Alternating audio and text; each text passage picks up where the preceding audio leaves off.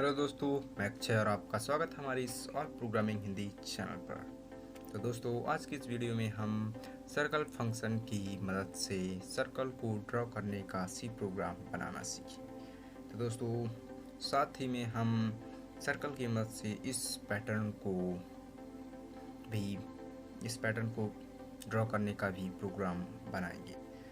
तो अगर आप इस पैटर्न को और सर्कल को ड्रॉ करने का प्रोग्राम बनाना सीखना चाहते हैं तो इस वीडियो को अंत तक जरूर देखें।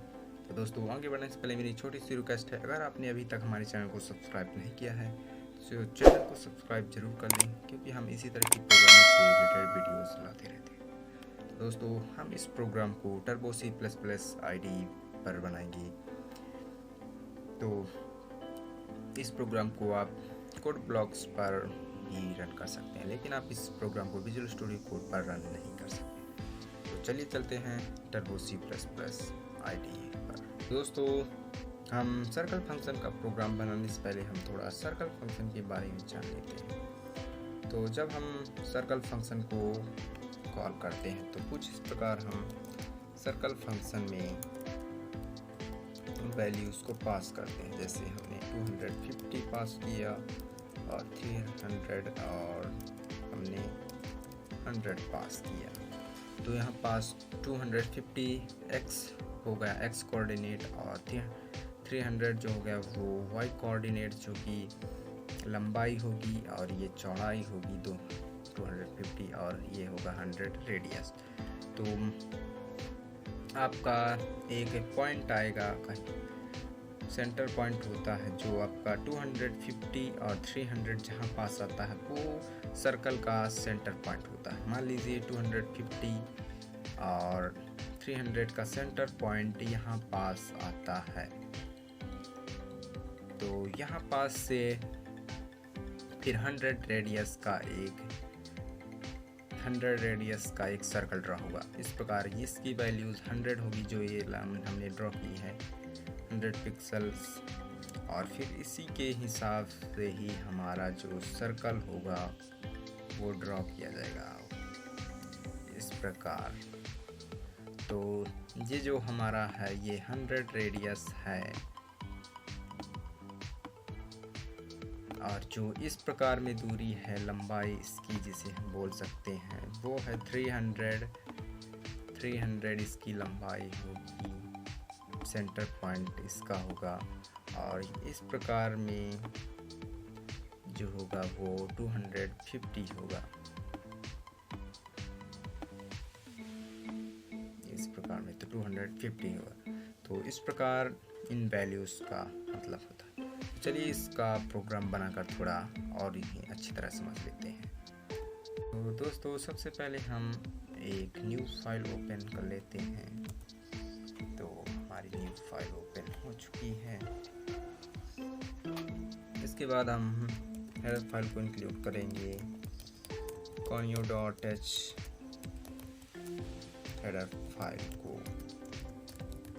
इसके बाद हम graphics.h हेडर फाइल को इंक्लूड करेंगे, और void main फंक्शन के अंदर हम clr इसके बाद getch को कॉल करेंगे स्क्रीन को होल्ड करने के लिए। और अब हम ग्राफिक्स ड्राइवर के लिए वेरिएबल बनाएंगे इंट टाइप का, जिसमें हम डिटेक्ट पास करेंगे जिसकी डिफ़ॉल्ट वैल्यू 0 होती है, और एक gm वेरिएबल बनाएंगे ग्राफिक्स मोड को रिप्रेजेंट करेगा। और फिर हम ग्राफिक्स सिस्टम को इनिशियलाइज करने के लिए इनिट ग्राफ फंक्शन को कॉल करेंगे। इसमें हम पास करेंगे ग्राफिक्स ड्राइवर का एड्रेस, और ग्राफिक्स ड्राइवर का पाथ। और अब लास्ट में हम कॉल कर देते हैं क्लोज ग्राफ फंक्शन, जिसका काम होता है ग्राफिक्स सिस्टम को क्लोज करने का। तो अब हम सर्कल फंक्शन को कॉल करते हैं, और इसे हम वैल्यू देते हैं 320 और 230 और 200 का रेडियस इस सर्कल का। तो जो हमारे 320 और 230 हैं, ये सेंटर पॉइंट होगी सर्कल का। उसके सेंटर से 200 रेडियस का एक सर्कल ड्रॉ होना चाहिए। तो चलिए इसे रन करके देखते हैं। तो देख सकते हैं इस प्रकार हमारा सर्कल ड्रॉ हो रहा है। तो अब हम इसी सर्कल के बॉर्डर को अगर हमें कलर देना है, तो जो पैटर्न हमने बताया था उसी पैटर्न को हमें ड्रॉ करना है। तो उसके लिए हमें और भी सर्कल को ड्रॉ करना पड़ेगा। तो हम इसे कलर देने के लिए, बॉर्डर कलर देने के लिए सेट कलर फंक्शन यूज़ करते हैं और एक कलर कोड होता है। तो कलर कोड की वैल्यू 15 तक वैलिड होती है। 15 तक मेन कलर कोड होते हैं नंबर्स के हिसाब से। अगर हम 9 पास करेंगे तो कोई कलर कोड होगा, ये कलर कोड है, इसके आधार पर कलर ड्रॉ होगा। तो देखते हैं ये कलर कोड किस कलर का कोड है।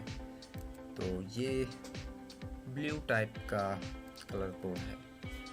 तो अभी हम इसके अंदर और सर्कल को अगर ड्रॉ करना है तो इसे हम कॉपी कर लेते हैं और पेस्ट करते हैं।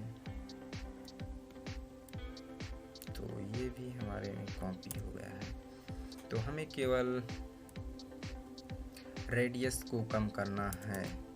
तो रेडियस को हम 30-30 का गैप देकर कम करेंगे तो हमारे इसके अंदर और सर्कल ड्रॉ होंगे। और कलर कोड में हम इस बार 10 दे रहे हैं। तो देख सकते हैं इस प्रकार हमारे 2 सर्कल ड्रॉ हो चुके हैं। तो जो पैटर्न हमने बताया था उसी पैटर्न को हम ड्रॉ करके दिखाएंगे।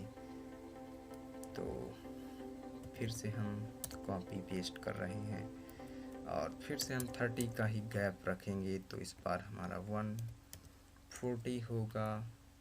और कलर को डिफरेंट करने के लिए बॉर्डर कलर को हम इस बार 11 दे रहे हैं। तो फिर से हम रन करेंगे तो देख सकते हैं फिर से हमारे सर्कल ड्रॉ हो चुके हैं। और फिर से हम पेस्ट करते हैं और फिर से हम 30 का ही रेडियस कम करेंगे। तो इस बार होगा 110।